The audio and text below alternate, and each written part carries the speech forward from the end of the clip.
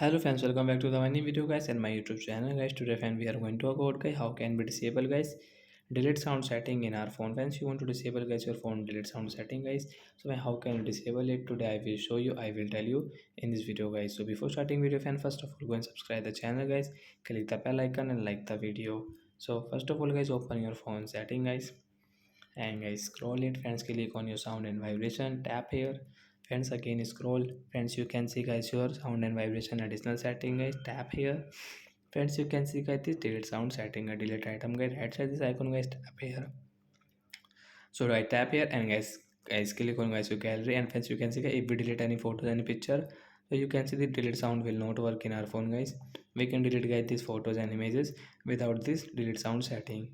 So like that guys, we can off guides means we can disable our delete sound setting in our mi phones. So that's it guys, thanks for watching the video. Bye bye friends.